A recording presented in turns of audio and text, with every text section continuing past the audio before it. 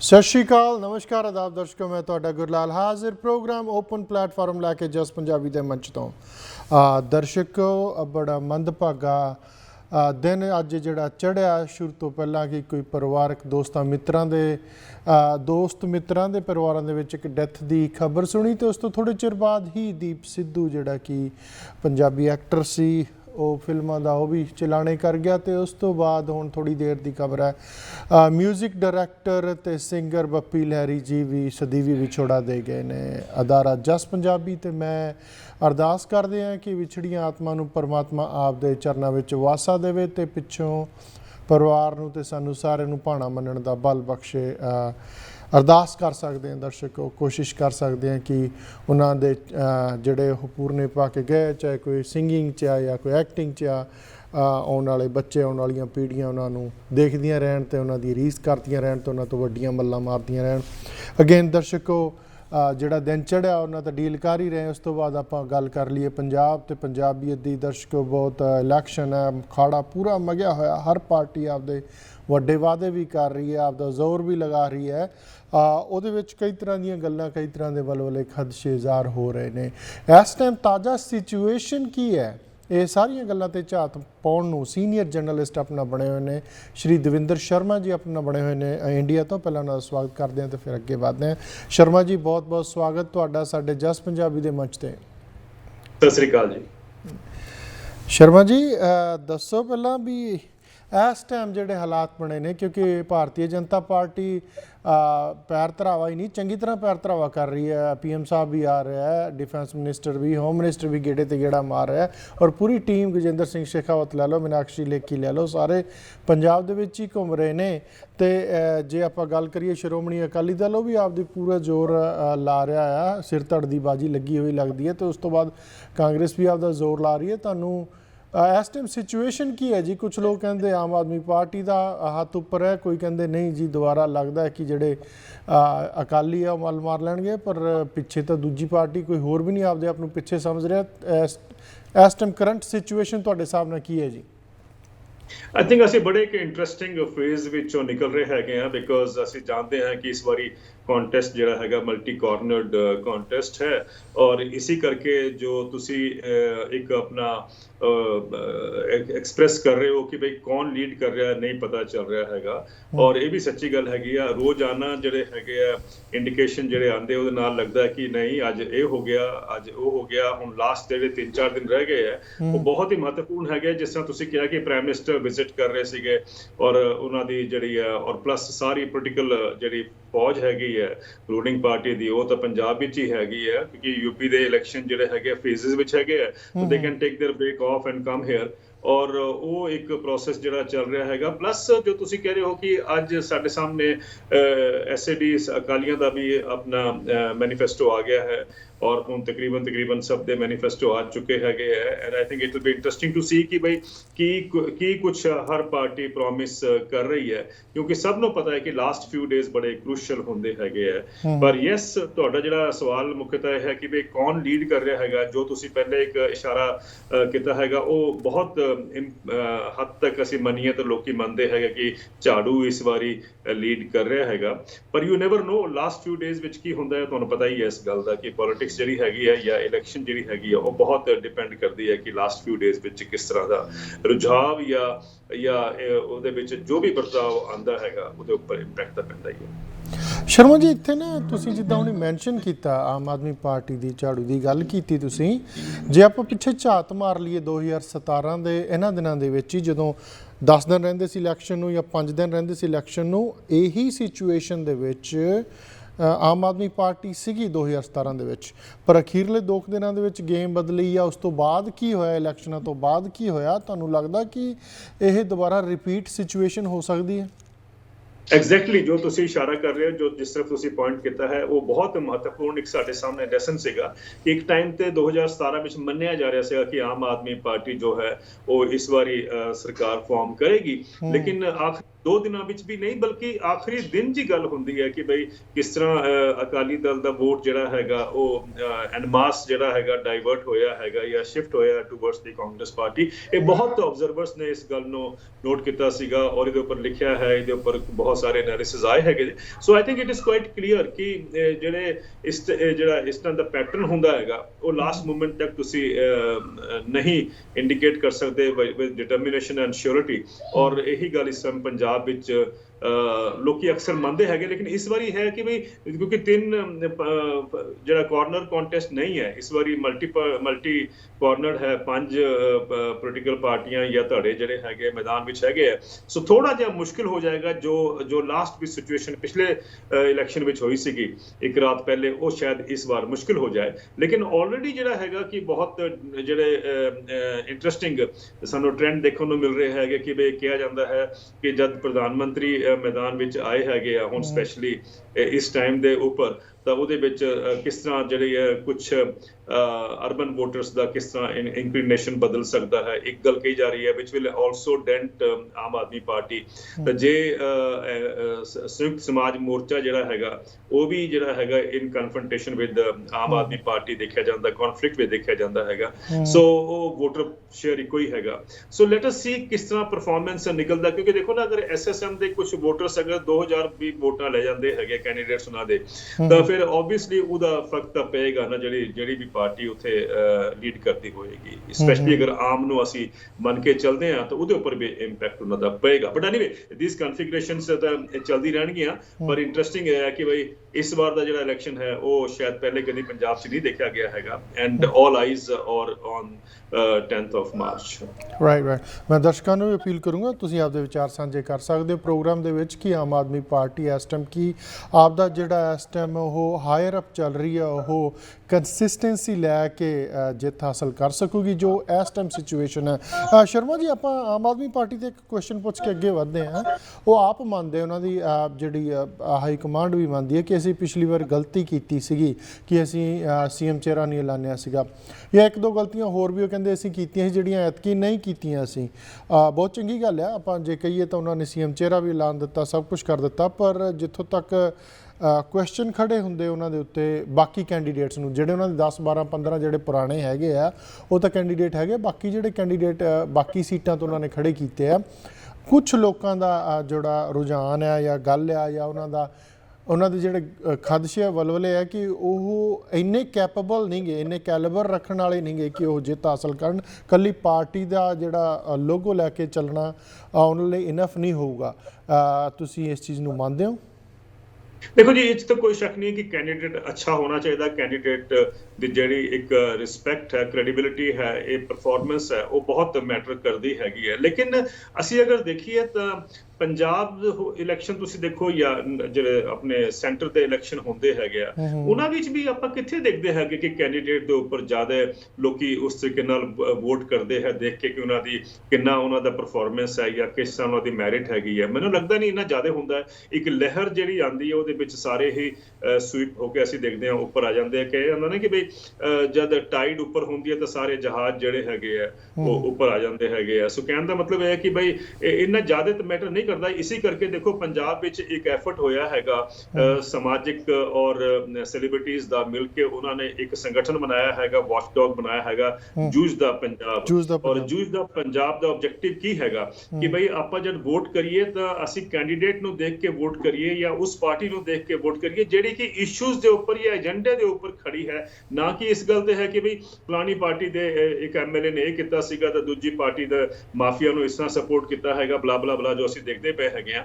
ਤਾਂ ਇਸ ਕਰਕੇ ਉਹ ਲੈ ਕੇ ਜੂਝ ਦਾ ਪੰਜਾਬ ਆਪਣਾ ਇੱਕ ਏਜੰਡਾ ਲੈ ਕੇ ਸਟੇਟ ਵਿੱਚ ਆਇਆ ਹੈਗਾ ਔਰ ਕੋਸ਼ਿਸ਼ ਹੈ ਕਿ ਲੋਕਾਂ ਨੂੰ ਉਸ ਤਰਫ ਡਾਇਰੈਕਟ ਕੀਤਾ ਜਾਏ ਕਿ ਤੁਸੀਂ ਏਜੰਡਾ ਜਾਂ ਇਸ਼ੂਜ਼ ਦੇ ਉੱਪਰ ਵੋਟ ਕਰੋ, ਨਾ ਕਿ ਤੁਸੀਂ ਪਾਰਟੀ ਕੈਂਡੀਡੇਟ ਕੌਣ ਹੈ, ਪਾਰਟੀ ਦਾ ਕੀ ਝੁਕਾਵ ਹੈਗਾ ਜਾਂ ਰੁਝਾਨ ਹੈਗਾ, ਇਹਨਾਂ ਸਭ ਗੱਲਾਂ ਤੋਂ ਹਟ ਕੇ ਤੁਸੀਂ ਉਹਨਾਂ ਦੇ ਮੈਰਿਟ ਤੇ ਆਓ। ਪਾਓ। ਲੇਕਿਨ ਮੈਨੂੰ ਲੱਗਦਾ ਨਹੀਂ ਹੈ ਕਿ ਹਾਲੇ ਵੀ ਅਸੀਂ ਉਹ ਜਿਹੜੀ ਮੈਰਿਟ ਦੇ ਉੱਪਰ VOTING ਹੋਣੀ ਚਾਹੀਦੀ ਹੈ ਜਾਂ ਇੰਨੀ ਮੈਚਿਓਰਡ ਇਲੈਕਟੋਰੇਟ ਦਾ ਪਰਫਾਰਮੈਂਸ ਹੋਣਾ ਚਾਹੀਦਾ, ਉਹ ਸਾਨੂੰ ਕਿਤੋਂ ਦੇਖਣ ਨੂੰ ਮਿਲ ਰਿਹਾ ਅੱਜ ਤੱਕ ਤਾਂ ਇੰਡੀਕੇਸ਼ਨ ਨਹੀਂ ਹੈਗਾ ਇਸ ਗੱਲ ਦਾ। ਕੁਝ ਪਰਸੈਂਟੇਜ ਹੋਊਗੀ। ਮੈਂ ਇੰਟਰਵਿਊ ਕੀਤਾ ਸੀਗਾ ਸੀਨੀਅਰ ਜਰਨਲਿਸਟ ਨੇ ਹਮੀਰ ਸਿੰਘ ਜੀ ਜਾਂ ਅਮਿਤੋਜ ਮਾਨ ਦਾ ਵੀ ਪਹਿਲਾਂ ਜੂਝਦਾ ਪੰਜਾਬ ਵਾਲਿਆਂ ਦਾ, ਪਰ ਅਗੇਨ ਜਿਹੜੀ ਜਾਗਰੂਕਤਾ ਹੁੰਦੀ ਹੈ ਨਾ ਉਹ ਖੁਦ ਬੰਦੇ ਦੇ ਆਪਦੇ ਅੰਦਰ ਆਵੇ ਤਾਂ ਫਿਰ ਗੱਲ ਬਣਦੀ ਹੈ। ਅਗੇਨ ਮਾਰਗਦਰਸ਼ਕ ਹੋ ਸਕਦੇ ਲੋਕ, ਚਾਨਣਾ ਪਾ ਸਕਦੇ ਕਿ ਤੁਸੀਂ ਬਈ ਮੈਰਿਟ ਤੇ ਜਿਹੜਾ ਬੰਦਾ ਖੜਾ ਆ, ਜਿਹੜਾ ਮੁੱਦਿਆਂ ਤੋਂ ਲੈ ਕੇ ਅੱਗੇ ਵਧ ਰਿਹਾ, ਉਹਨੂੰ ਵੋਟ ਪਾਓ।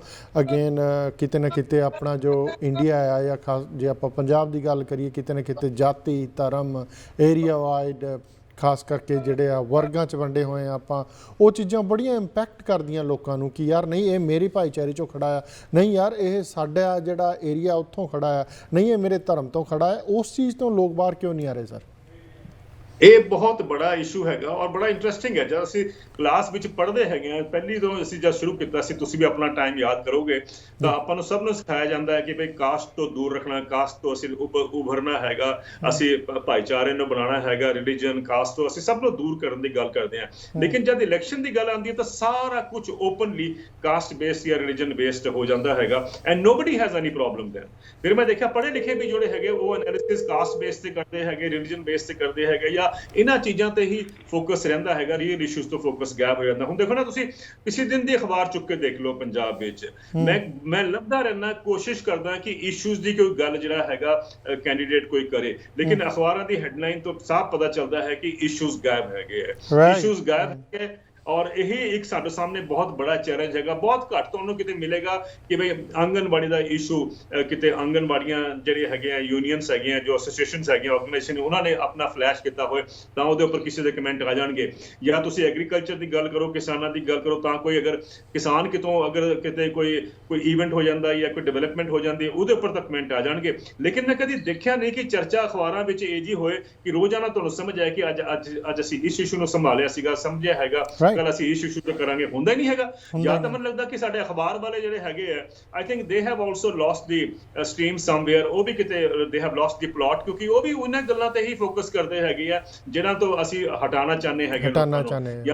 ਮਾਫੀਆ ਤੇ ਅਟੈਕ ਕਰਨਾ, ਇੱਕ ਦੂਜੇ ਦੇ ਕਮਜ਼ੋਰੀਆਂ ਤੇ ਅਟੈਕ ਕਰਨਾ ਹੈ, ਇਹਨਾਂ ਗੱਲਾਂ ਤੇ ਹੈਡਲਾਈਨ ਬਣਦੀ ਹੈਗੀਆਂ। ਕਿਤੇ ਨਾ ਕਿਤੇ ਤਾਂ ਪੱਤਰਕਾਰਾਂ ਦਾ ਵੀ ਇੱਕ ਰੋਲ ਜਿਹੜਾ ਹੈਗਾ ਬਹੁਤ ਇੰਪੋਰਟੈਂਟ ਹੋਣਾ ਚਾਹੀਦਾ ਹੈਗਾ, ਸਿਗਨੀਫੀਕੈਂਟ ਹੋਣਾ ਚਾਹੀਦਾ। ਲੇਕਿਨ ਕਿਤੇ ਨਾ ਕਿਤੇ media also has to take responsibility ਕਿ they have also been equally like the political masters. ਜੀ ਸ਼ਰਮਾ ਜੀ, ਆਪਾਂ ਇੱਕ ਰੁਕਦੇ ਕੁਇਕ ਬ੍ਰੇਕ ਲਈ। ਆਪਣਾ ਕਾਲਾਂ ਵੀ ਜੁੜ ਗਈਆਂ, ਬ੍ਰੇਕ ਤੋਂ ਬਾਅਦ ਕਾਲਾਂ ਵੀ ਲਵਾਂਗੇ ਤੇ ਦੂਜੇ ਫੇਜ਼ਲ ਚੱਲਾਂਗੇ। ਦਰਸ਼ਕੋ, ਸਾਡੇ ਨਾਲ ਬਣੇ ਹੋਏ ਨੇ ਮਾਨਯੋਗ ਦਵਿੰਦਰ ਸ਼ਰਮਾ ਜੀ, ਸੀਨੀਅਰ ਜਰਨਲਿਸਟ ਨੇ, ਬੜੀ ਪੈਨੀ ਨਿਗਾਹ ਰੱਖ ਰਹੇ ਨੇ ਹਰ ਮਸਲੇ ਦੇ ਉੱਤੇ, ਇੰਡੀਆ ਦੇ ਵਿੱਚ ਵੀ ਤੇ ਪੰਜਾਬ ਵਿੱਚ ਖਾਸ ਕਰਕੇ। ਆਪਾਂ ਰੁਕਣਾ ਪੈ ਰਿਹਾ ਇੱਕ ਛੋਟੀ ਜਿਹੀ ਬ੍ਰੇਕ ਲਈ। ਇੱਦਾਂ ਬਣੇ ਰਹੋ ਜਸ ਪੰਜਾਬੀ ਨੇ।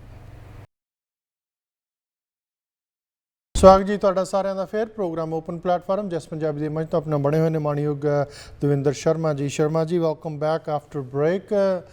ਸ਼ਰਮਾ ਜੀ, ਆਪਾਂ ਨਾ ਹੁਣੀ ਗੱਲ ਕੀਤੀ ਸੀ, ਇੱਕ ਹੋਰ ਜਿਹੜਾ ਘੁਣ ਲੱਗਾ ਹੋਇਆ, ਅਗੇਨ ਸਾਡੇ ਲਈ ਸਾਰੇ ਮਾਣਯੋਗ ਨੇ, ਸਤਿਕਾਰਯੋਗ ਨੇ, ਜਿੱਥੇ ਜਿਹਦੀ ਭਾਵਨਾ ਉਹ ਜਾਵੇ, ਇਹ 'ਚ ਕੋਈ ਦੋਰਾਏ ਨਹੀਂ ਹੈ। ਪਰ ਆ ਪਿੱਛੇ ਜੇ ਬੇਲ ਮਿਲੀ ਹੈ ਡੇਰਾ ਸੱਚਾ ਸੌਦਾ ਵਾਲਿਆਂ ਨੂੰ, ਜਿਹੜੇ ਉਹਨਾਂ ਦੇ ਸੰਤ ਮਹਾਂਪੁਰਸ਼ ਨੇ, ਕਿ ਉਹ ਲੋਕ ਤਾਂ ਕਹਿੰਦੇ ਕਿ ਮਾਲਵੇ ਦੇ ਵਿੱਚ ਹੀ ਉਹ ਇਕੱਲਾ ਅਸਰ ਰੱਖਦੇ ਨੇ। ਇੱਕ ਤਾਂ ਕੋਇਨਸੀਡੈਂਸ ਵੀ ਹੋ ਸਕਦਾ ਕਿ ਉਹਨਾਂ ਨੂੰ ਬੇਲ ਮਿਲੀ ਆ ਜਾਂ ਦਵਾਈ ਗਈ ਆ, ਉਹ ਬਾਅਦ ਦੀਆਂ ਗੱਲਾਂ ਨੇ। ਪਰ ਗੱਲ ਇਹ ਕਿ ਜਦੋਂ ਉਹ ਆ ਕੇ ਉਹਨਾਂ ਦੇ ਸਿਆਸੀ ਵਿੰਗ ਵੱਲੋਂ ਵੀ ਇਹ ਕਿਹਾ ਗਿਆ ਕਿ ਅਸੀਂ 18 ਤਰੀਕ ਨੂੰ ਅਨਾਊਂਸ ਕਰਾਂਗੇ ਕਿੱਧਰ ਕਿਹੜੇ ਪਾਰਟੀ ਵੱਲ ਜਾਣਾ ਹੈ, ਕਿੱਦਾਂ ਨਹੀਂ।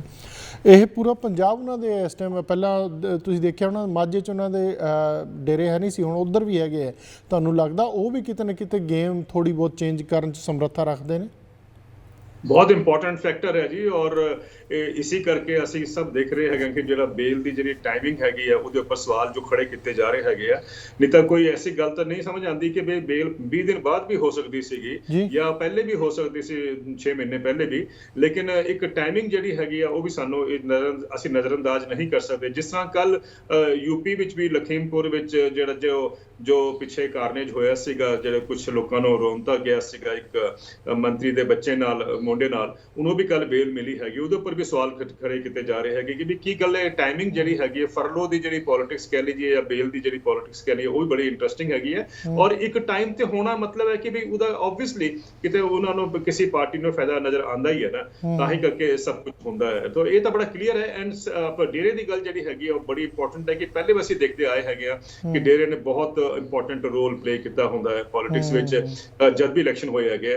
ਤਾਂ ਇਸ ਵਾਰੀ ਵੀ ਐਕਸਪੈਕਟ ਕੀਤਾ ਜਾ ਰਿਹਾ ਕਿ ਉਹਨਾਂ ਦੇ ਜਿਹੜੇ ਪੱਕੇ, ਉਹਨਾਂ ਦੀ ਜਿਹੜੀ ਕੱਟਰ ਦੀ ਸਪੋਰਟ ਜਿਹੜੀ ਹੈਗੀ ਹੈ ਡੇਰੇ ਦੀ, ਆਈ ਥਿੰਕ ਉਹਨਾਂ ਨੂੰ ਸਵੇ ਕਰਨ ਵਾਸਤੇ, ਔਰ ਆਲਰੇਡੀ ਉਹਨਾਂ ਨੇ ਇੱਕ ਪਾਰਟੀ ਤਰਫ ਡਿਕਲੇਅਰ ਕਰ ਹੀ ਦਿੱਤਾ ਹੈਗਾ, ਦੱਸ ਹੀ ਦਿੱਤਾ ਹੈਗਾ ਕਿ ਉਹਨਾਂ ਦੇ ਵੋਟਰ, ਉਹਨਾਂ ਦੇ ਜਿਹੜੇ ਸਪੋਰਟਰਸ ਹੈਗੇ ਆ ਉਸ ਤਰਫ ਵੋਟ ਕਰਨਗੇ। So yes, it is a very significant development. ਮੇਰਾ ਮਤਲਬ ਕਹਿੰਦਾ ਇਹੀ ਸੀਗਾ ਕਿ ਪ੍ਰਾਈਮ ਮਿਨਿਸਟਰ ਦੀ ਲਾਸਟ ਦੇ ਫਿਊ ਡੇਜ਼ ਵਿੱਚ ਵਿਜ਼ਿਟ ਕਰਨਾ, ਫਿਰ ਡੇਰੇ ਦਾ ਪਰਲੋ ਦਾ ਜਿਹੜਾ ਇੱਕ ਕੁਐਸਚਨ ਮਾਰਕ ਜਿਹਦੇ ਉੱਪਰ ਲੱਗਿਆ ਹੈਗਾ, ਇਹ ਸਾਰੀ ਗੱਲਾਂ ਮੈਟਰ ਕਰਦੀਆਂ। ਤਾਂ ਵੀ ਡੋਂਟ ਨੋ ਅਲਟੀਮੇਟਲੀ ਜਿਹੜਾ ਸਵਿੰਗ ਹੈਗਾ ਕਿਸ ਤਰਫ ਉਹ ਜਾ ਕੇ ਉਹਦਾ ਤੁਸੀਂ ਅਸਰ ਦੇਖੋਗੇ। ਜੀ ਸ਼ਰਮਾ ਸਾਹਿਬ, ਆਪਾਂ ਆਮ ਆਦਮੀ ਪਾਰਟੀ ਦੀ ਗੱਲ ਕੀਤੀ, ਹੁਣ ਜਿਹੜੀਆਂ ਕਿਆਸ ਰਾਈਆਂ ਨੇ ਇੱਥੋਂ ਦੇ ਬਾਹਰ ਬੈਠੇ ਲੋਕ ਵੀ ਲਗਾ ਰਹੇ ਆ, ਤੁਸੀਂ ਦੇਖਿਆ ਹੋਣਾ ਕਿ ਜੋ NRI ਦੀ ਸਪੋਰਟ 2017 ਦੇ ਵਿੱਚ ਆਮ ਆਦਮੀ ਪਾਰਟੀ ਦੇ ਪ੍ਰਤੀ ਸੀ, ਉਹ ਐਤਕੀ ਨਹੀਂ ਹੈ, ਤੁਸੀਂ ਨੋਟ ਕੀਤੀ ਹੋਊਗੀ। ਉਹਦੇ ਪਿੱਛੇ ਵੀ ਕਈ ਕਾਰਨ ਰਹੇ ਹੋਣਗੇ, ਜੇ ਤੁਸੀਂ ਚਾਨਣਾ ਪਾਉਣਾ ਚਾਹੋ ਤਾਂ ਜ਼ਰੂਰ ਪਾ ਸਕਦੇ ਹੋ, ਤੇ ਉਸ ਤੋਂ ਬਾਅਦ ਆਪਾਂ ਅਕਾਲੀ ਦਲ ਵੱਲ ਚੱਲਦੇ ਹਾਂ।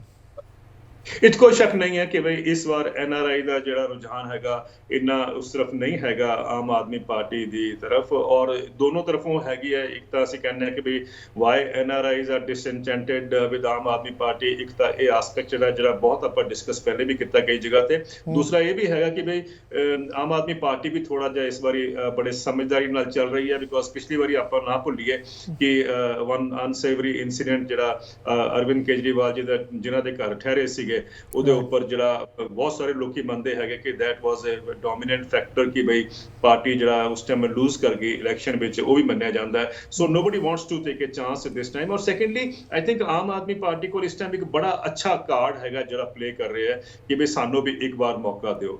ਔਰ ਇਹ ਕਹਿਣਾ ਕਿ ਬਈ ਪਿਛਲੀ ਤੁਹਾਨੂੰ ਦੋਨੋਂ ਸਰਕਾਰਾਂ ਨੇ, ਕਾਂਗਰਸ ਔਰ SAD ਨੇ ਦੱਬ ਕੇ ਤੁਹਾਡਾ ਨੁਕਸਾਨ ਕੀਤਾ ਹੈਗਾ, ਇੰਨੇ ਦਸ਼ਕਾਂ ਤੋਂ ਦੇਖ ਰਹੇ ਆਪਾਂ, ਤਾਂ ਹੁਣ ਸਾਨੂੰ ਵੀ ਇੱਕ ਮੌਕਾ ਦਿਓ। ਔਰ ਮੈਂ ਦੇਖਦਾ ਪਿੰਡਾਂ ਵਿੱਚ ਗੱਲ ਕਰੀਏ ਤਾਂ ਉਹ ਸਾਫ਼ ਲੋਕੀ ਕਹਿੰਦੇ ਹੈਗੇ ਕਿ ਬਈ ਇੱਕ ਮੌਕਾ ਤਾਂ ਦੇਣਾ ਬਣਦਾ ਹੈਗਾ ਆਮ ਆਦਮੀ ਪਾਰਟੀ ਨੂੰ। ਸੋ ਇਹ ਬੜਾ ਇੱਕ ਫੈਕਟਰ ਹੈਗਾ ਜਿਹੜਾ ਸਿਗਨੀਫਿਕੈਂਟ ਜਿਹੜਾ ਪਲੇ ਕਰ ਰਿਹਾ ਹੈਗਾ। ਐਂਡ ਆਈ ਥਿੰਕ ਲੋਕੀ ਵੀ ਤੰਗ ਆ ਚੁੱਕੇ ਜੀ। ਆਫਟਰ ਆਲ ਲੋਕਾਂ ਨੂੰ ਤੁਸੀਂ ਕਿਉਂ ਦੋਸ਼ ਦਿੰਦੇ ਹੈਗੇ ਆ? ਦੋਨੋਂ ਪੋਲੀਟੀਕਲ ਪਾਰਟੀਆਂ, ਹੁਣ ਤੁਸੀਂ ਦੇਖੋ ਨਾ, ਦੋਨਾਂ ਦੇ ਮੈਨੀਫੈਸਟੋ ਦੇਖੋ, ਇੰਟਰਸਟਿੰਗ। ਤੁਸੀਂ ਅੱਜ ਅਕਾਲੀ ਦਲ ਦਾ ਮੈਨੀਫੈਸਟੋ ਦੇਖੋ, ਜੋ ਅੱਜ ਉਹ ਪ੍ਰੋਮਿਸ ਕਰ ਰਹੇ ਕਿ ਅਸੀਂ 1 ਲੱਖ ਸਰਕਾਰੀ ਨੌਕਰੀ ਦੇਵਾਂਗੇ, 10 ਲੱਖ ਅਸੀਂ ਪ੍ਰਾਈਵੇਟ ਨੌਕਰੀਆਂ ਦੇਵਾਂਗੇ, ਤਾਂ ਇਹ ਹੁਣ ਤਾਂ 4 ਸਾਲ ਪਹਿਲੇ ਤਾਂ ਉਹਨਾਂ ਦੀ ਸਰਕਾਰ ਸੀਗੀ ਔਰ 10 ਸਾਲ ਉਹ ਰਾਜ ਕਰਕੇ ਗਏ ਹੈਗੇ ਆ, ਉਸ ਟਾਈਮ ਤਾਂ ਦੇ ਨਹੀਂ ਪਾਏ, ਔਰ ਅੱਜ ਸਡਨਲੀ ਉਹਨਾਂ ਨੂੰ ਇਹ ਖਿਆਲ ਆ ਗਿਆ ਕਿ ਅਸੀਂ ਇਹ ਡਿਲੀਵਰ ਕਰ ਦੇਵਾਂਗੇ। ਆਈ ਥਿੰਕ ਲੋਕੀ ਵੀ ਹੁਣ ਇੰਨੇ ਬੇਵਕੂਫ ਨਹੀਂ ਹੈਗੇ ਆ, ਉਹ ਹੁਣ ਸਮਝਦੇ ਹੈਗੇ ਆ, ਕਾਫੀ ਮੌਕਾ ਦੇ ਚੁੱਕੇ ਹੈਗੇ ਆ ਪੋਲੀਟੀਕਲ ਪਾਰਟੀਜ਼ ਨੂੰ, ਨਹੀਂ ਪਰਫਾਰਮ ਕੀਤਾ। ਆਈ think it is time for them to get out now, ਬਹੁਤ ਹੋ ਗਿਆ। And I think new party ਨੂੰ ਮੌਕਾ ਦੇਣਾ ਚਾਹੀਦਾ ਹੈਗਾ। ਐਂਡ ਔਰ ਸਪੈਸ਼ਲੀ ਆਪਾਂ ਇਹ ਨਾ ਭੁੱਲੀਏ ਕਿ ਜੋ ਸੰਯੁਕਤ ਕਿਸਾਨ ਮੋਰਚਾ ਦੇ ਪ੍ਰੋਟੈਸਟ ਦੇ ਬਾਅਦ, ਜਿਹਦੇ ਵਿੱਚ ਪੰਜਾਬ ਦਾ ਬਹੁਤ ਬੜਾ ਯੋਗਦਾਨ ਸੀਗਾ, ਉਸ ਜਿਹੜੇ ਸਵਾਲ ਉੱਠੇ ਸੀਗੇ ਉਹਦੇ ਵਿੱਚ, ਉਹ ਹੁਣ ਪੋਲੀਟੀਕਲ ਪਾਰਟੀਜ਼ ਉਹਨਾਂ ਦੀ ਗੱਲਾਂ ਹੀ ਨਹੀਂ ਕਰ ਰਹੇ ਹੈਗੇ। ਸਰਪ੍ਰਾਈਜ਼ਿੰਗਲੀ ਹਲੇ 2 ਮਹੀਨੇ ਪਹਿਲੇ ਤਾਂ ਉਹ ਪ੍ਰੋਟੈਸਟ ਖਤਮ ਹੋਇਆ ਹੈਗਾ, ਇੰਨਾ ਲੰਬਾ ਪ੍ਰੋਟੈਸਟ ਚੱਲਿਆ ਹੈਗਾ, ਪਰ ਉਹਨਾਂ ਨੇ ਜਿਹੜੇ ਸਵਾਲ ਉਠਾਏ ਸੀਗੇ ਬੇਸਿਕਲੀ ਉਹ ਕਿਸਾਨਾਂ ਦੀ MSP ਤੱਕ ਨਹੀਂ ਸੀਮਿਤ ਸੀਗੇ, ਉਹ ਐਕਚੁਅਲੀ ਪੂਰੇ ਇਕਨੋਮਿਕ ਡਿਜ਼ਾਈਨ ਨੂੰ ਚੈਲੰਜ ਕਰ ਰਹੇ ਸੀਗੇ। ਔਰ ਉਹੀ ਇਕਨੋਮਿਕ ਡਿਜ਼ਾਈਨ ਜਿਹੜੀ ਸਾਡੀ ਪੋਲੀਟੀਕਲ ਪਾਰਟੀਆਂ ਹੈ, ਕਿਸੇ ਨੇ ਇੰਡੀਕੇਸ਼ਨ ਨਹੀਂ ਦਿੱਤਾ ਕਿ ਅਸੀਂ ਉਸ ਇਕਨੋਮਿਕ ਡਿਜ਼ਾਈਨ ਨੂੰ ਦੁਬਾਰਾ ਦੇਖਣਾ ਚਾਹਾਂਗੇ ਜਾਂ ਬਦਲਣਾ ਚਾਹਾਂਗੇ। ਮੈਂ ਮੰਨਦਾ ਕਿ ਸਟੇਟ ਕੋਲ ਲਿਮਿਟੇਸ਼ਨ ਹੁੰਦੀ ਹੈ, ਬਹੁਤ ਪਰਫਾਰਮੈਂਸ ਉਹਦੇ ਵਿੱਚ ਨਹੀਂ ਕਰ ਸਕਦੇ ਉਹ, ਲੇਕਿਨ ਫਿਰ ਵੀ ਕਿਤੇ ਨਾ ਕਿਤੇ ਤਾਂ ਉਹਨਾਂ ਦਾ ਇੱਕ ਪ੍ਰਯਾਸ ਹੋ ਸਕਦਾ ਹੈ ਨਾ ਕਿ ਉਸ ਡਿਜ਼ਾਈਨ ਨੂੰ ਬਦਲਿਆ ਜਾਏ। ਉਹ ਕਿਤੇ ਨਜ਼ਰ ਹੀ ਨਹੀਂ ਆ ਰਿਹਾ ਹੈਗਾ।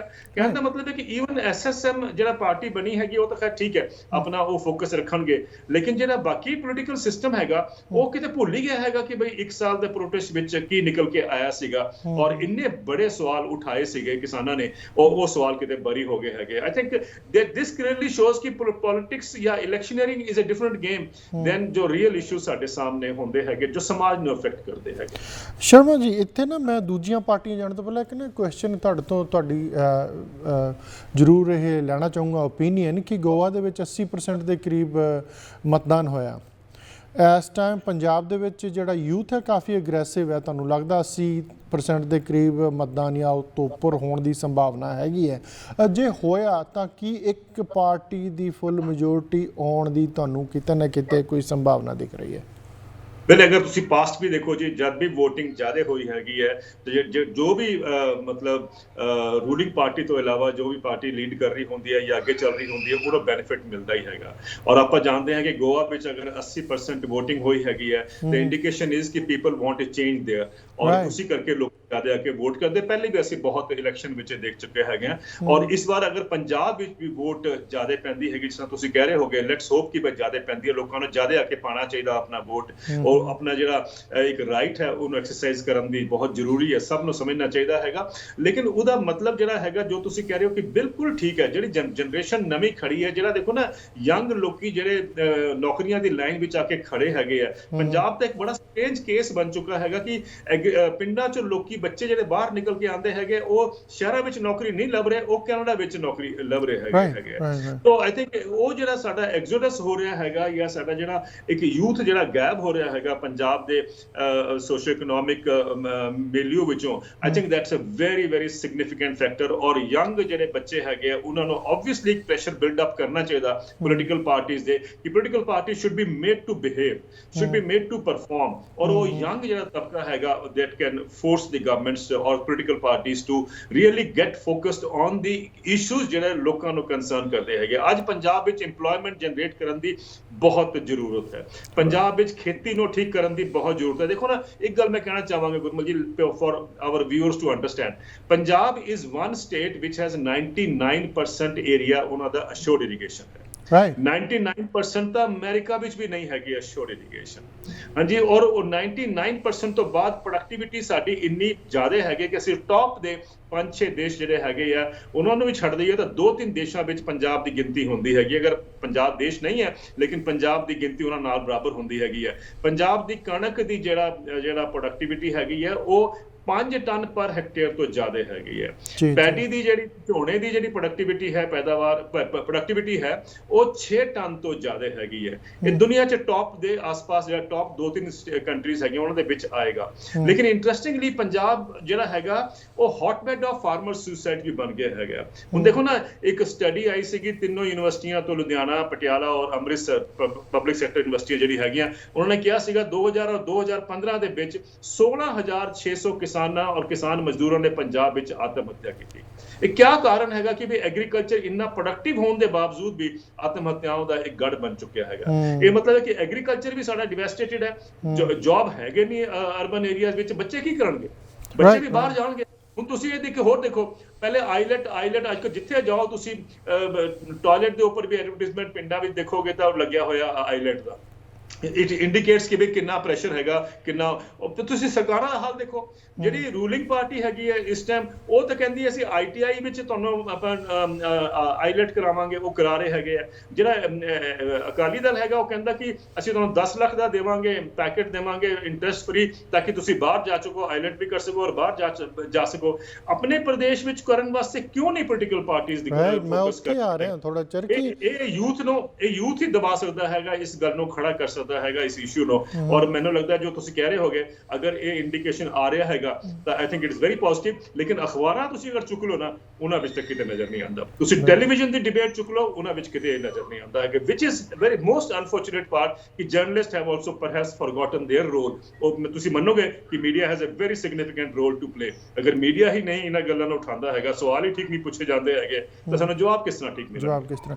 ਮੈਂ ਦਰਸ਼ਕਾਂ ਨੂੰ ਕਲੀਅਰ ਕਰਦਾ ਕਿ ਜੋ ਸ਼ਰਮਾ ਜੀ ਕਹਿ ਰਹੇ ਹੈ, ਅਸੀਂ ਵੀ ਉੱਤੇ ਹੀ ਆ ਰਹੇ ਹਾਂ ਕਿ ਤੁਸੀਂ ਸਟੱਡੀ ਦੇਖ ਲਓ, ਈਸਟ ਕੋਸਟ ਤੋਂ ਲੈ ਕੇ, ਯਾਨੀ ਕਿ ਨਿਊਜ਼ੀਲੈਂਡ, ਆਸਟ੍ਰੇਲੀਆ ਤੋਂ ਲੈ ਕੇ ਵੈਸਟ ਕੋਸਟ, ਯਾਨੀ ਕਿ ਸਾਡੇ ਕੈਲੀਫੋਰਨੀਆ 'ਚ ਜਿੰਨੀ ਜ਼ਰਖੇਜ਼ ਧਰਤੀ ਪੰਜਾਬ ਦੀ ਹੈ, ਜਾਂ ਉਸ ਧਰਤੀ ਦੇ ਉਸ ਟੁਕੜੇ ਦੀ, ਕਿਤੇ ਨਹੀਂ ਕਈ ਦੇਸ਼ ਤਾਂ 80% ਬਰਫ਼ ਨਾਲ ਢਕੇ ਰਹਿੰਦੇ ਹੈ।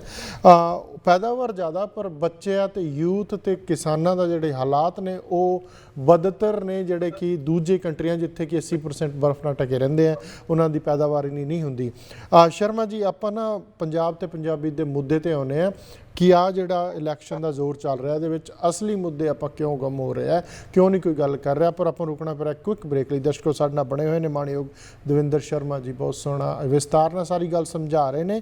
ਆਪਾਂ ਰੁਕਣਾ ਪਿਆ ਇੱਕ ਛੋਟੀ ਜਿਹੀ ਬ੍ਰੇਕ ਲਈ, ਇੱਦਾਂ ਬਣੇ ਰਹੋ ਜਸ ਪੰਜਾਬੀ ਦੇ।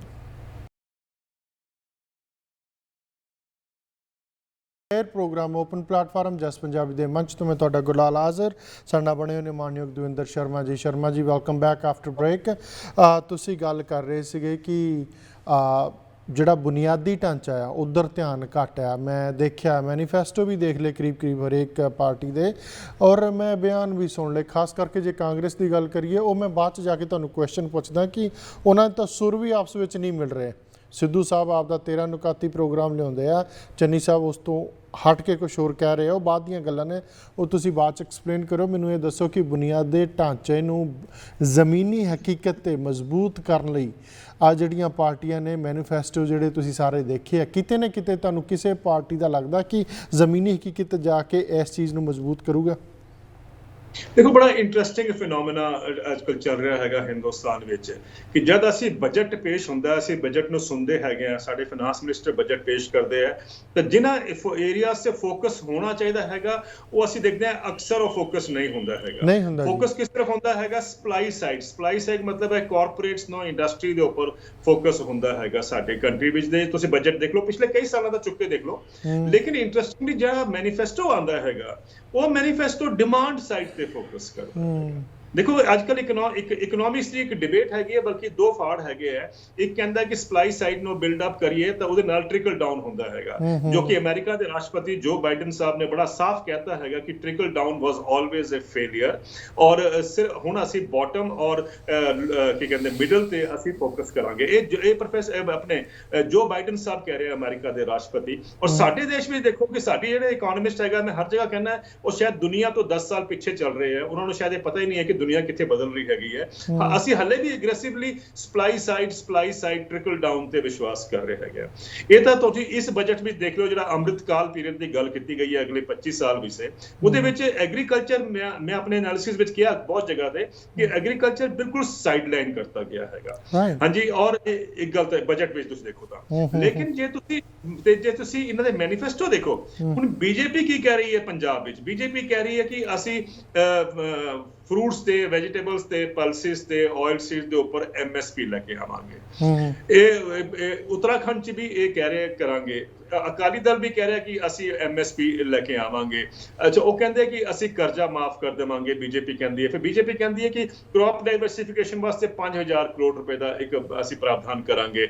ਹਾਂਜੀ, ਜੇ ਤੁਸੀਂ ਇਹ ਸਟੇਟ ਵਿੱਚ ਕਰ ਸਕਦੇ ਹੋ ਤਾਂ ਮੈਨੂੰ ਸਮਝ ਨਹੀਂ ਆਉਂਦਾ ਕਿ ਤੁਸੀਂ ਸੈਂਟਰ ਵਿੱਚ ਹੁੰਦਾ, ਤੁਹਾਡਾ ਬਜਟ ਹੋਇਆ ਕਿ 1 ਤਰੀਕ ਨੂੰ ਡਿਲੀਵਰ ਕੀਤਾ, ਉਹਦੇ ਵਿੱਚ ਕਿਉਂ ਨਹੀਂ ਕਰ ਸਕਦੇ? ਕਿਉਂ ਨਹੀਂ ਕੀਤਾ? ਜੀ ਇਹ ਬੜਾ ਇੰਟਰਸਟਿੰਗ ਹੈ ਕਿ ਬਜਟ ਵਿੱਚ ਤਾਂ ਕਾਰਪੋਰੇਟ ਦੀ ਸੇਵਾ ਹੁੰਦੀ ਹੈਗੀ ਹੈ, ਔਰ ਜਦ ਇਲੈਕਸ਼ਨ ਵਿੱਚ ਜਾਂਦੇ ਆ ਤਾਂ ਅਸੀਂ ਲੋਕਾਂ ਦੀ ਸੇਵਾ ਦੀ ਗੱਲ ਕਰਦੇ ਹੈਗੇ ਆ। ਜੇ ਅਸੀਂ ਲੋਕਾਂ ਦੀ ਸੇਵਾ ਵੈਸੇ ਹੀ 5 ਸਾਲ ਵਿੱਚ ਕੀਤੀ ਹੋਈ ਜਦ ਤੁਹਾਡੀ ਸਰਕਾਰ ਸੀਗੀ, ਤਾਂ ਤੁਹਾਨੂੰ ਇਹ ਬਜਟ ਵਿੱਚ ਇਹ ਫ੍ਰੀਬੀਜ਼ ਦੇਣ ਦੀ ਜ਼ਰੂਰਤ ਨਹੀਂ ਪਏਗੀ। ਅਨਫੋਰਚੂਨੇਟਲੀ ਜਿਹੜੇ ਅਸੀਂ ਦੇਖ ਰਹੇ ਹਾਂ ਕਿ ਪ੍ਰਾਵਧਾਨ ਦਿੱਤੇ ਜਾਂਦੇ ਆ ਲੁਹਾਵਨੇ ਤਾਂ ਕਿ ਲੋਕੀ ਵੋਟ ਕਰਨ, ਉਹ ਤਾਂ ਹੀ ਹੁੰਦੇ ਨਾ ਜਦ ਤੁਸੀਂ ਪਰਫਾਰਮੈਂਸ ਜਾਂ ਉਸ ਏਰੀਆਜ਼ ਵਿੱਚ ਤੁਹਾਡੀ ਕਮੀ ਰਹਿ ਗਈ ਹੈ, ਲੋਕਾਂ ਨੂੰ ਤੁਸੀਂ ਉਹ ਇਸ਼ੂਜ਼ ਐਡਰੈਸ ਨਹੀਂ ਕਰ ਪਾਏ, ਤਾਂ ਹੀ ਤੁਸੀਂ ਕਰਦੇ ਹੋ। ਕਿਉਂ ਨਹੀਂ ਅਸੀਂ ਮੈਨੀਫੈਸਟੋ ਜਿਹੜਾ ਹੈਗਾ ਉਹ ਬਜਟ ਵਿੱਚ ਲੈ ਕੇ ਆਈਏ, ਨਾ ਕਿ ਮੈਨੀਫੈਸਟੋ ਸਿਰਫ ਇਲੈਕਸ਼ਨ ਦੇ ਟਾਈਮ ਤੇ ਲੈ ਕੇ ਆਈਏ। Just to make myself clear, ਕਹਿਣ ਦਾ ਮਤਲਬ ਹੈ ਕਿ ਸਾਡੇ ਵਾਸਤੇ ਜਦ ਲੋਕਾਂ ਵਿੱਚ ਜਾਣਾ ਹੁੰਦਾ ਪੋਲੀਟੀਕਲ ਪਾਰਟੀਆਂ ਨੇ, ਤਾਂ ਸਾਨੂੰ ਕਹਿੰਦੇ ਕਿ ਤੁਹਾਡੇ ਵਾਸਤੇ ਅਸੀਂ ਇਹ ਕਰਾਂਗੇ। ਲੇਕਿਨ ਜਦ ਬਜਟ ਪੇਸ਼ ਕਰਦੇ ਹੈਗੇ ਜਿੱਥੇ ਲੇਖਾ ਜੋਖਾ ਸਾਰੇ ਇੱਕ ਸਾਲ ਦਾ ਸਰਕਾਰ ਨੂੰ ਦੇਣਾ ਹੁੰਦਾ, ਅਸੀਂ ਕੀ ਕਰਾਂਗੇ, ਉਹਦੇ ਵਿੱਚ ਤੁਸੀਂ ਲੋਕਾਂ ਦੀ ਗੱਲ ਨਹੀਂ ਕਰਦੇ ਹੋ, ਤੁਸੀਂ ਉੱਥੇ ਕਾਰਪੋਰੇਟ ਤੇ ਫੋਕਸ ਕਰਦੇ ਹੋ। ਇਹ ਜਿਹੜਾ ਸਾਡਾ ਗੈਪ ਹੈਗਾ, ਇਹ ਕਮਿਊਨੀਕੇਸ਼ਨ ਜਿਹੜਾ ਬਿਲਡ ਅਪ ਡੈਲੀਬਰੇਟਲੀ ਕੀਤਾ ਗਿਆ ਨੈਰੇਟਿਵ, ਇਹਨੂੰ ਤੋੜਨ ਦੀ ਜ਼ਰੂਰਤ ਹੈਗੀ ਆ। ਔਰ ਜੋ ਤੁਸੀਂ ਪਹਿਲੇ ਕਹਿ ਰਹੇ ਸੀ ਨਾ, ਮੈਂ ਐਕਸਪੈਕਟ ਕਰਦਾ ਕਿ ਯੰਗ ਜਿਹੜੇ ਮੁੰਡੇ ਹੈਗੇ, ਯੂਥ ਜਿਹੜਾ ਹੈਗਾ, ਉਹ ਇਸ ਇਕਨੋਮਿਕ ਡਿਜ਼ਾਈਨ ਨੂੰ ਸਮਝੇਗਾ ਔਰ ਇਸ ਗੱਲ ਤੇ ਸਵਾਲ ਉਠਾਏਗਾ। ਇਹ ਬਹੁਤ ਜ਼ਰੂਰੀ ਹੈ। ਅਸੀਂ ਇਹ ਨਾ ਸੋਚੀਏ ਕਿ ਜਿਹੜੇ ਬੜੇ ਇਕਨੋਮਿਸਟ ਹੈ ਉਹੀ ਸਾਨੂੰ ਦੱਸਣਗੇ। ਜੇ ਉਹ ਇੰਨੇ ਅੱਛੇ ਇਕਨੋਮਿਸਟ ਹੁੰਦੇ ਤਾਂ ਦੁਨੀਆ ਦਾ ਇਕਨੋਮਿਕ ਕ੍ਰਾਈਸਿਸ ਇੰਨਾ ਬੜਾ ਨਹੀਂ ਹੋਣਾ ਸੀਗਾ ਜੋ ਸਾਡੇ ਸਾਹਮਣੇ ਹੈਗਾ। So let us all try to be economist. ਮੇਰਾ ਕਹਿਣ ਦਾ ਸਿਰਫ ਇਹ ਹੈ ਤਾਤਪਰਯ ਕਿ ਇਹ ਨਾ ਸੋਚੀਏ ਕਿ ਇਕਨੋਮਿਕਸ ਏਜੀ ਸਾਇੰਸ ਹੈ ਜਿਹੜੇ ਸਾਨੂੰ ਡਰ ਕੇ, ਰਾਕਟ ਸਾਇੰਸ ਨਹੀਂ ਹੈਗੀ ਹੈ। ਸੋ let us all focus on the common men's economics, ਉੱਥੇ ਅਸੀਂ ਫੋਕਸ ਕਰੀਏ। ਦੇਖੋ, ਇੱਕ ਤੁਹਾਨੂੰ ਹੋਰ ਮੈਂ ਇੱਕ ਐਂਗਲ ਤੁਹਾਡੇ ਸਾਹਮਣੇ ਰੱਖਣਾ ਚਾਹੁੰਦਾ ਸਰ। ਅਮਰੀਕਾ ਦੀ ਗੱਲ ਦੇਖ ਲਈਏ। ਅਮਰੀਕਾ ਵਿੱਚ ਅੱਜ 7.7% ਤੋਂ ਜ਼ਿਆਦਾ ਇਨਫਲੇਸ਼ਨ ਹੈ, ਲੇਕਿਨ ਉਹਦੇ ਵਿੱਚ ਇੱਕ ਬੜੀ ਅੱਛੀ ਡਿਬੇਟ ਚੱਲ ਰਹੀ ਹੈਗੀ ਹੈ ਕਿ ਇਨਫਲੇਸ਼ਨ ਇਸ ਕਰਕੇ ਨਹੀਂ ਹੈਗਾ ਕਿ ਰॉ ਮਟੀਰੀਅਲ ਦਾ ਪ੍ਰਾਈਸ ਵੱਧ ਗਿਆ ਹੈਗਾ ਜਾਂ ਵੇਜਿਸ ਵੱਧ ਗਏ ਹੈਗੇ ਆ, ਉਹ ਇਸ ਕਰਕੇ ਹੈਗਾ ਕਿ ਬਈ ਪ੍ਰੋਫਿਟ ਕੰਪਨੀਆਂ ਦਾ ਵੱਧ ਗਿਆ ਹੈਗਾ, ਤਾਂ ਗਰੀਡ ਜਿਹੜੀ ਹੈਗੀ ਹੈ ਉਹ ਲੀਡ ਕਰ ਰਹੀ ਹੈ, ਉਹਨੂੰ ਇਨਫਲੇਸ਼ਨ ਦਾ ਨਾਂ ਦਿੱਤਾ ਜਾ ਰਿਹਾ ਹੈਗਾ। ਉਹੀ ਸਿਸਟਮ ਇੰਡੀਆ ਵਿੱਚ ਆ ਰਿਹਾ ਹੈਗਾ। ਬਟ ਅਗਰ ਅਸੀਂ ਲੋਕੀ ਉੱਠ ਕੇ ਨਹੀਂ ਸਵਾਲ ਕਰਾਂਗੇ, ਮੈਨੂੰ ਬੜਾ ਅੱਛਾ ਲੱਗ ਰਿਹਾ ਕਿ ਅਮਰੀਕਾ ਦੇ ਲੋਟਸ ਆਫ ਬਿਜ਼ਨਸਮੈਨ ਔਰ ਇੱਕ ਫਾਰਮਰ ਲੇਬਰ ਸੈਕਟਰੀ ਵੀ ਸਵਾਲ ਉਠਾਉਂਦੇ ਰਹਿੰਦੇ ਹੈਗੇ ਆ। ਹਿੰਦੁਸਤਾਨ 'ਚ ਕਿਉਂ ਨਹੀਂ ਹੁੰਦਾ? ਸਾਡੇ ਪੁਰਾਣੇ ਮੰਤਰੀ ਕਿਉਂ ਨਹੀਂ ਇਹਨਾਂ ਗੱਲਾਂ ਤੇ ਸਵਾਲ ਉਠਾਉਂਦੇ? ਮੈਨੂੰ ਸਮਝ ਨਹੀਂ ਆਇਆ। ਤਾਂ ਸਾਡੇ ਜਿਹੜਾ ਆਮ ਆਦਮੀ ਹੈ ਉਹ ਅਗਰ ਕਾਸਟ ਔਰ ਹਿੰਦੂ ਮੁਸਲਿਮ ਇਸ਼ੂਜ਼ ਤੋਂ ਨਿਕਲ ਕੇ ਬਾਹਰ ਆਏਗਾ ਤਾਂ ਹੀ ਇਹਨਾਂ ਗੱਲਾਂ ਤੇ ਸੋਚ ਪਾਏਗਾ ਨਾ। ਤੇ ਇਸ ਕਰਕੇ ਮੈਨੂੰ ਲੱਗਦਾ ਕਿ ਇੱਕ ਜਿਹੜੀ ਡਿਬੇਟ ਸਿਰਫ ਹੋਣੀ ਚਾਹੀਦੀ ਹੈਗੀ ਆ, ਉਹ ਸਾਨੂੰ ਡਰਾਈਵ ਕਰਨ। ਤੁਹਾਡਾ ਸਵਾਲ ਜਿਹੜਾ ਸੀਗਾ ਕਿ ਕਿਆ ਕਾਰਨ ਹੈ ਕਿ ਇਹ ਨਹੀਂ ਇਸ਼ੂ ਆਉਂਦੇ ਆ, ਕਿਉਂਕਿ ਅਸੀਂ ਲੋਕਾਂ ਨੂੰ ਉਲਝਾਇਆ ਹੋਇਆ ਕਾਸਟ ਔਰ ਰਿਲੀਜਨ ਦੇ ਵਿੱਚ, ਤਾਂ ਕਿ ਉਹਨਾਂ ਵਿੱਚੋਂ ਨਿਕਲਣਾ। ਮੈਂ ਇੱਕ ਗੱਲ ਹੋਰ ਕਹਿਣਾ ਹੁੰਦਾ ਜੀ, ਮੈਂ ਇੱਕ ਵਾਰੀ ਕਿਹਾ ਸੀਗਾ, ਬੜਾ ਇਸ਼ੂ ਬਣ ਗਿਆ ਸੀਗਾ, ਮੈਂ ਹਰ ਜਗ੍ਹਾ ਕਹਿਣਾ ਕਿ ਰਾਈਟ ਵਿੰਗ ਇਕਨੋਮਿਕਸ ਨੋ ਰਾਈਟ ਵਿੰਗ ਪੋਲਿਟਿਕਸ ਚਾਹੀਦੀ ਹੈ। ਰਾਈਟ ਸਮਝੀ ਆਪਾਂ? ਇਸ ਕਰਕੇ ਕਿਉਂਕਿ ਰਾਈਟ ਵਿੰਗ ਜਿਹੜੀ ਇਕਨੋਮਿਕਸ ਹੈ ਉਹਨੂੰ ਪਤਾ ਹੈ ਕਿ ਉਹ ਇਕਨੋਮਿਕਸ ਮਾਡਲ ਜਿਹੜਾ ਹੈਗਾ ਉਹਤੇ ਬਹੁਤ ਸਵਾਲ ਕੀਤੇ ਜਾ ਰਹੇ ਆ, ਉਹ ਫੇਲ ਹੋ ਚੁੱਕਾ ਡਿਲੀਵਰ ਕਰਨ ਨੂੰ। ਉਹ ਚਾਹੁੰਦੇ ਕਿ ਸਾਡਾ ਬਿਜ਼ਨਸ ਉਸ ਤਰ੍ਹਾਂ ਚੱਲਦਾ ਰਹੇ, ਤਾਂ ਲੋਕਾਂ ਨੂੰ ਰਾਈਟ ਵਿੰਗ ਜਿਹੜੀ ਪੋਲਿਟਿਕਸ ਹੈ ਉਹਦੇ ਵਿੱਚ ਫਸਾਇਆ ਰੱਖੋ। ਨੈਸ਼ਨਲਿਜ਼ਮ ਹੋਏ, ਰਿਲੀਜਨ ਹੋਏ ਜਾਂ ਰੇਸਿਜ਼ਮ ਹੋਏ, ਇਹ ਸਾਰੇ ਵਿੱਚ ਫਸਾਇਆ ਹੋਇਆ ਦੁਨੀਆ ਵਿੱਚ। ਸੋ ਰਾਈਟ ਵਿੰਗ ਇਕਨੋਮਿਕਸ ਹੀ ਉਹਨੂੰ ਲੀਡ ਕਰਦਾ ਹੈ। ਤੁਸੀਂ ਦੇਖੋ ਨਾ, ਇਲੈਕਟੋਰਲ ਬੌਂਡਸ ਕੌਣ ਪੇ ਕਰਦਾ ਹੈ? ਮੈਂ ਔਰ ਤੁਸੀਂ ਤਾਂ ਨਹੀਂ ਕਰਦੇ ਨਾ ਉਹਦੇ ਵਿੱਚ, ਉਹ ਤਾਂ ਉਹਨਾਂ ਦਾ ਸ਼ੇਅਰ ਤਾਂ ਸਿਰਫ ਕਾਰਪੋਰੇਟਸ ਦਾ ਹੀ ਹੁੰਦਾ ਹੈਗਾ। So if they are happy with a particular agenda, they are pumping in money in their. So ਮੇਰਾ ਕਹਿਣਾ ਹੈਗਾ ਕਿ ਰਾਈਟ ਵਿੰਗ ਜਿਹੜੀ ਇਕਨੋਮਿਕਸ ਹੈ ਉਹ ਅਸੀਂ ਸਮਝਣਾ ਪਏਗਾ ਕਿ ਉਹਨੂੰ ਰਾਈਟ ਵਿੰਗ ਪੋਲਿਟਿਕਸ ਦੀ ਚਾਹੀਦੀ ਜ਼ਰੂਰਤ ਹੈਗੀ ਹੈ। ਲੇਕਿਨ ਰਾਈਟ ਵਿੰਗ ਜਿਹੜੇ ਆਪਾਂ ਇਸ ਗੱਲ ਤੇ ਉਸ ਖਿਆਲ ਤੇ ਚਲੇ ਜਾਂਦੇ ਆ, ਉਸ ਡਾਇਰੈਕਸ਼ਨ ਵਿੱਚ ਚਲੇ ਜਾਂਦੇ ਆ, ਸਾਡੀ ਜ਼ਰੂਰਤ ਹੈ, ਸਾਨੂੰ ਸਮਝ ਆਉਣਾ ਚਾਹੀਦਾ ਕਿ ਨਹੀਂ, ਇਹ ਸਾਡਾ ਫਿਊਚਰ ਨਹੀਂ ਹੈਗਾ। ਫਿਊਚਰ ਸਾਡਾ ਇਕਨੋਮਿਕਸ ਨੂੰ ਠੀਕ ਕਰਨਾ ਹੈਗਾ। ਆਫਟਰ ਆਲ ਸਾਡਾ ਸਭ ਦਾ ਫਿਊਚਰ ਜਿਹੜਾ ਹੈਗਾ ਇਕਨੋਮਿਕਸ ਨਾਲ ਜੁੜਿਆ ਹੋਇਆ ਹੈਗਾ। ਸੋ ਉਸ ਗੱਲ ਤੇ ਕਿਸ ਤਰ੍ਹਾਂ ਲੈ ਕੇ ਆਈਏ? I think media of course can play a big role, ਲੇਕਿਨ ਮੈਨੂੰ ਲੱਗਦਾ ਕਿ ਜੋ ਅਮਰੀਕਾ ਵਿੱਚ ਇੱਕ ਮੈਂ ਪੋਜ਼ਿਟਿਵ ਰੇ ਦੇਖਦਾ ਹੈਗਾ ਕਿ there the leadership is standing up and asking question. ਸਾਡੇ ਹਿੰਦੁਸਤਾਨ 'ਚ ਲੀਡਰਸ਼ਿਪ ਕਿਤੇ ਹੋਰ ਹੀ ਗੁਆਚੀ ਹੋਈ ਹੈਗੀ ਹੈ, and we expect people to stand up and make them come back on these issues ਜਿਹੜੇ ਕਾਮਨ ਇੰਟਰਸਟ ਦੇ ਹੈਗੇ। ਰਾਈਟ ਸ਼ਰਮਾ ਜੀ, ਤੁਸੀਂ ਨਾ ਇੱਕ ਬਹੁਤ ਵਧੀਆ ਗੱਲ ਕਹੀ ਕਿ ਜਿਹੜਾ ਬੁਨਿਆਦੀ ਢਾਂਚਾ ਆ ਮੈਨੀਫੈਸਟੋ ਦੇ ਵਿੱਚ ਉਸ ਚੀਜ਼ ਦੀ ਗੱਲ ਬਹੁਤ ਕੀਤੀ ਨਹੀਂ ਜਾਂਦੀ, ਔਰ ਉਸ ਤੋਂ ਬਾਅਦ ਲੋਕ ਲੁਭਾਵਣੀਆਂ ਚੀਜ਼ਾਂ ਪਾ ਕੇ ਆਪਾਂ ਲੋਕਾਂ ਨੂੰ ਚਾਟ ਤੇ ਲਾਉਣ ਦੀ ਕੋਸ਼ਿਸ਼ ਕਰਦੇ ਹਾਂ। ਪਰ ਲੋਕ ਬਹੁਤ ਪੜ੍ਹੇ ਲਿਖੇ ਹੈ, ਖਾਸ ਕਰਕੇ ਜੇ ਆਪਾਂ ਗੱਲ ਕਰੀਏ ਕਿ ਅਸੀਂ ਲੇਡੀਜ਼ ਨੂੰ ਇੰਨੇ 1000 ਰੁਪਏ ਦੇ ਦਾਂਗੇ, ਜਾਂ ਅਸੀਂ ਗੈਸ ਸਿਲੰਡਰ ਇੰਨੇ ਕੁ ਰੁਪਏ ਦਾ ਕਰ ਦਾਂਗੇ, ਜਾਂ ਫਿਰ ਆਪਾਂ ਇੱਦਾਂ ਕਰ ਦਾਂਗੇ। ਅਫਕੋਰਸ ਜੇ ਗੌਰਮੈਂਟ ਕੋਲ ਇੰਨੀ ਸਮਰੱਥਾ ਹੈਗੀ ਤਾਂ ਕਰੋ ਭਾਈ, ਲੋਕ ਸੌਖੇ ਹੋਣ, ਕਿਉਂਕਿ ਮਹਿੰਗਾਈ ਬਹੁਤ ਹੈ। ਪਰ ਉਹਨੂੰ ਛੱਡ ਕੇ ਜੇ ਬੱਚਿਆਂ ਦੀ ਬੇਰੁਜ਼ਗਾਰੀ ਵੱਲ ਧਿਆਨ ਦਿੱਤਾ ਜਾਵੇ, ਲੋਕਾਂ ਨੂੰ ਇੰਨਾ ਸਮਰੱਥ ਕੀਤਾ ਜਾਵੇ, ਮੈਨੀਫੈਸਟੋ ਦੇ ਵਿੱਚ ਲਿਖਿਆ ਜਾਣਾ ਚਾਹੀਦਾ ਕਿ ਬੁਨਿਆਦੀ ਢਾਂਚੇ ਨੂੰ ਅਸੀਂ ਮਜ਼ਬੂਤ ਕਰਾਂਗੇ ਤਾਂ ਉਹਦੇ ਵਿੱਚ ਬੱਚਿਆਂ ਨੂੰ ਰੋਜ਼ਗਾਰ ਦਾ ਕੰਮ ਹੋਵੇ, ਬੈਟਰ ਐਜੂਕੇਸ਼ਨ ਸਿਸਟਮ ਦਾ ਹੋਵੇ, ਬੈਟਰ ਲਾਅ ਐਂਡ ਆਰਡਰ ਦਾ ਹੋਵੇ। ਔਰ ਉਸ ਤੋਂ ਬਾਅਦ ਕਾਸ਼ ਸ਼ਰਮਾ ਜੀ ਇਹ ਹੋ ਸਕਦਾ ਕਿ ਮੈਨੀਫੈਸਟੋ ਇੱਕ ਲੀਗਲ ਡਾਕੂਮੈਂਟ ਹੁੰਦਾ, ਜੇ ਅਸੀਂ ਪੂਰੇ ਨਾਲ ਉਤਰੇ ਤਾਂ ਤੁਸੀਂ ਸਾਡੀ ਸੱਤਾ ਪਲਟ ਕਰ ਸਕਦੇ ਹੋ। ਕਾਸ਼ ਇੱਦਾਂ ਹੁੰਦਾ। ਜੇ ਤੁਸੀਂ ਪਿੱਛੇ ਝਾਤ ਮਾਰੋ ਕੈਪਟਨ ਅਮਰਿੰਦਰ ਸਿੰਘ ਦੀ ਜਿਹੜੀ ਪਿਛਲੀ ਰੈਲੀ ਸੀ ਜਲੰਧਰ ਦੇ ਵਿੱਚ, ਤਾਂ ਉਹਨਾਂ ਨੇ ਕਿਹਾ ਕਿ ਪੰਜਾਬ 3 ਲੱਖ ਕਰੋੜ ਦਾ ਨਹੀਂ ਹੈ, 4 ਨਹੀਂ 5 ਲੱਖ ਕਰੋੜ ਦਾ ਜੋ ਹੈ, ਕਿਉਂਕਿ ਹੋਰ ਸੰਸਥਾਵਾਂ ਨੇ ਵੀ ਕਰਜ਼ੇ ਲਏ ਹੋਏ ਆ। ਜੇ 5 ਲੱਖ ਕਰੋੜ ਦਾ ਇੱਕ ਸੂਬਾ ਜਿਹੜਾ 300-350 ਸਕੁਆਇਰ ਕਿਲੋਮੀਟਰ ਦਾ ਕਰਜ਼ਾਈ ਹੈ, ਤਾਂ ਉਹਦੇ ਉੱਤੇ ਤੁਸੀਂ ਵਾਅਦੇ ਕਰ ਰਹੇ ਹੋ ਮੈਨੀਫੈਸਟੋ ਦੇ ਵਿੱਚ, ਜਾਂ ਉੱਦਾਂ ਵਾਅਦੇ ਕਰ ਰਹੇ ਹੋ ਕਿ ਅਸੀਂ ਬਿਜਲੀ ਵੀ ਫ੍ਰੀ ਦੇਵਾਂਗੇ, ਅਸੀਂ ਇੰਨੇ 1000 ਰੁਪਏ ਲੇਡੀਜ਼ ਨੂੰ ਦੇਵਾਂਗੇ। ਉਹ ਲੋਕ ਸਮਝ ਕਿਉਂ ਨਹੀਂ ਰਹੇ ਕਿ ਜੇ ਘਰ ਦੇ ਵਿੱਚ ਇੰਨੇ ਲੱਖ ਰੁਪਏ ਦਾ ਕਰਜ਼ਾ ਹੋਵੇ ਤਾਂ ਘਰ ਬਾਪ ਜਿਹੜਾ ਬੱਚਿਆਂ ਨੂੰ ਉਹ ਸਹੂਲਤਾਂ ਨਹੀਂ ਦੇ ਸਕਦਾ ਜੋ ਇੱਕ ਮੁੱਢਲੀ ਜਮਹੂਰੀਅਤ ਲਈ ਚਾਹੀਦੀਆਂ ਹੁੰਦੀਆਂ। ਲੋਕ ਸਮਝ ਕਿਉਂ ਨਹੀਂ ਰਹੇ, ਇਸ ਚੀਜ਼ ਦੀ ਆਵਾਜ਼ ਕਿਉਂ ਨਹੀਂ ਉਠਾ ਰਹੇ? 10-12 ਸਾਲ ਪਹਿਲੇ ਦੀ ਗੱਲ ਹੈ। I want to share with you ਕਿ ਹਿੰਦੁਸਤਾਨ ਟਾਈਮਸ ਅਖਬਾਰ ਨੇ ਚੰਡੀਗੜ੍ਹ ਵਿੱਚ ਇੱਕ ਸਮਿਟ ਕੀਤਾ।